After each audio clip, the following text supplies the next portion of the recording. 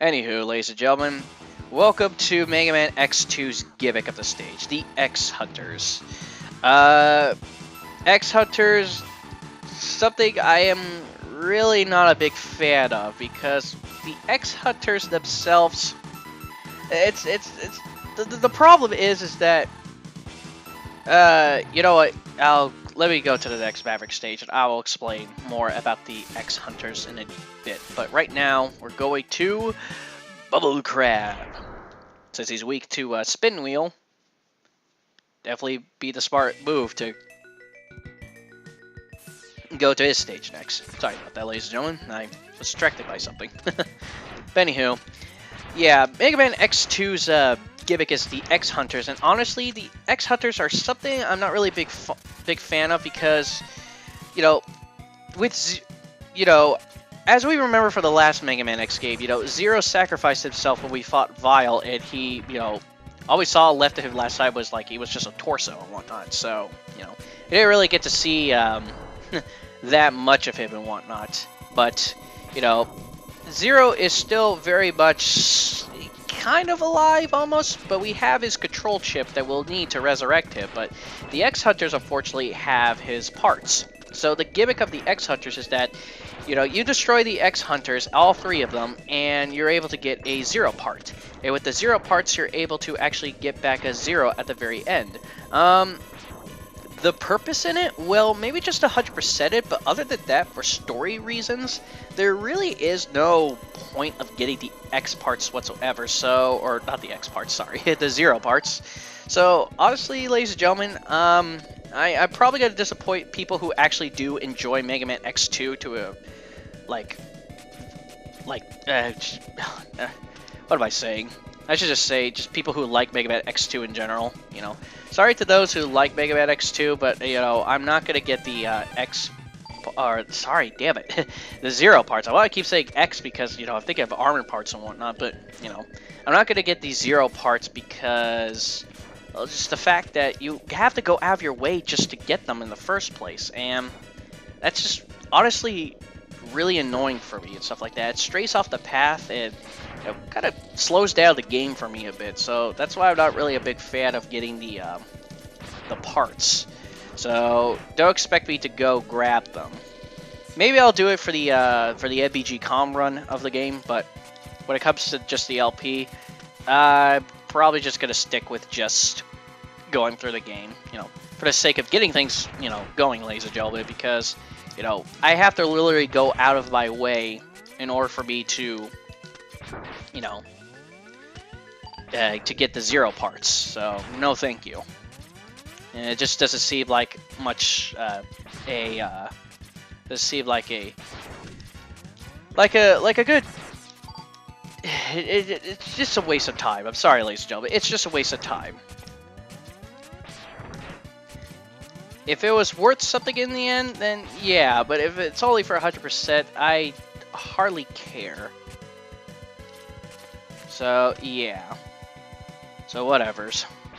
We're just going to continue on with Bubble Crab. And Bubble Crab, the only dangers that are in here are the Bob's Pits and that one giant fish robot we countered a while back ago. And, since he's underwater, he does have water gimmicks and whatnot, but, that's all he's got. And with the added gravity you get with underwater, stuff like that, because you're a lot less dense in water and whatnot, apparently. I don't understand that because we're a robot, but, you're able to make high jumps and whatnot, so, honestly, really should have no problem with Bubble Crab stage. Now we have Bubble Crab itself. Bubble Crab loves to do a lot of things. One thing for sure is that when you're above him, he loves to do that little spike move and everything like that. And sometimes he'll emit a bubble shield too. It will block the spin wheel for maybe a split second, but then the second hit can always hit him. Another thing he has too is that he loves to shoot out these little crabs, but honestly, I never really give him the chance to do that, so unfortunately you're not going to see him in this fight, even though I already beat him just right now. But, if you use the spin wheel to your advantage and, use it at the right spots, you'll never see that move. I mean, hopefully we'll see it because, Mega Man X Tradition, or Mega Man Tradition, I should say, are always going to fight the bosses again, so, Other than that, he's really not that difficult. Use a dash jump to your advantage and you'll be perfectly fine. And now we got Bubble Splash. Fucking bubbles, ladies and gentlemen. Fucking bubbles. And as you can see, you know, on the map, you know, the X-Hunters always, you know, change their positions all the time because there are alternate pathways that you can't take for the X-Hunters themselves. Or actually, in Maverick stages, there are alternate pathways that you can take to fight the X-Hunters and whatnot. Some of them are easy to find, while some can be pretty secretive.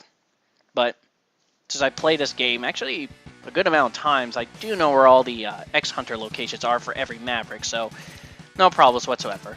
So now for our next stage, we have Flame Stag. I don't know what the hell he's supposed to be, but I'm not going to question it. But anywho, Flame Stag stage.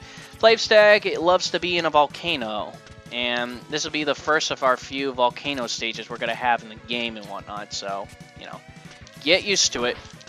I'm talking about in the game series, ladies and gentlemen, not like in the whole entire game itself. I mean, God, it would be really weird if they would have a bunch of volcano stages in this game. Oh, jeez. There we go. The lava's not instant death, but it does hurt. But if you do stay in it for too long, yeah, you will die. This one, however, you only just get hurt. I don't understand it. You know, this is like molten lava, and I'm like made out of what, metal or something? Should I like die? I don't know. I just don't understand. Shoot. You're probably wondering what these beetles for. Well, they're for this. Yeah. You usually use them to, you know, hit, destroy things and whatnot. And right here should be actually an X-Hunter. You know what? Since I'm probably not going to go after the parts, I'll probably show off all the X-Hunters right now. Ooh, God, it's Agile. Welcome, X. Your destruction is at hand. Alright, so pretty much this is what happens when you get into one of the rooms. You fight one of the X-Hunters, and, you know, this is pretty much how it goes.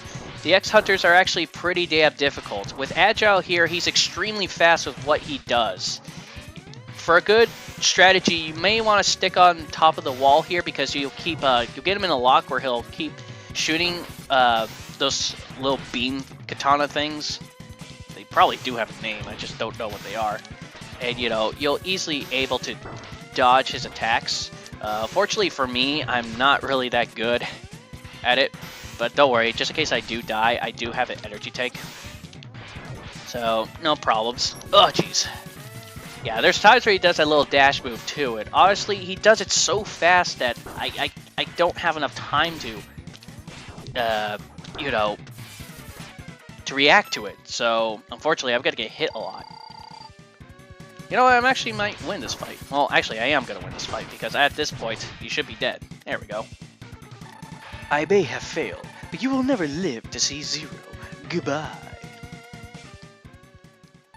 You got Zero part number 3. So yeah, after defeating the X-Hunter, I got myself a Zero part. There's only 2 more that I need to get. And then we'll have a perfectly functioning Zero. And you know what, ladies and gentlemen, at this point, since I kind of showed off that fight, you know what? I'm gonna denounce what I just said earlier. Okay, I am gonna get all the Zero parts. So yeah, scratch what I just said earlier. Figuring might as well. I mean, I beat Agile with no problem, so might as well. Alright, ladies and gentlemen, so this turned into pretty much a 100% LP. Oh well, you know what? Now that I think about it, you know, I actually don't have a problem 100%ing this game, so, you know what? No problems. So, Flame Stag, you know, this stage is really not that difficult, but I'm really having some hard times getting up these jumps. There we go. Now, you just have to worry about those enemies that love to stand next to those steam vents and, you know, light them on fire. That last one I was going against was dickishly placed, so yeah. But now we're off to Flame Stag himself. And like I said, Bubble Splash is his weakness. Guy's weak to fucking bubbles. How pathetic. Jump and shoot. And then he'll love to do this little shoot throw. Okay, so if you use if you use Flame Stag's weapon on him, you know, he'll actually, you know, get in a stun lock and everything like that. Where he'll keep throwing these fireballs. But unfortunately, because I wasn't really paying attention, I accidentally got hit. That's another thing with that works with the X series. Well, at least with X2 and X3, you know, if you use the Maverick's weapons against them, or their weakness against them, you'll actually get them in a stun lock. And with that, you know, you can easily, you know, beat these guys with no problem and whatnot.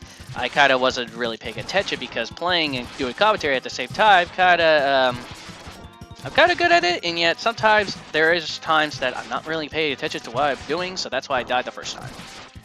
But yeah, you see, you keep hitting him with Bubble Splash. You'll always keep him in a lock where he'll always throw those 2 fireballs out of his fist. And if I would have left him alone long enough, he would go into this this faster pace mode where he'll actually have blue flames instead of red ones, and he'll go much faster with his jumps and also with his fireball throws. But since I beat him with no problem with the Bubble Splash, you know, it's not gonna, it's really not that hard. Flame Stag is nothing too tough to write home about, and now we got ourselves the Speed Burner, our fire weapon of the game.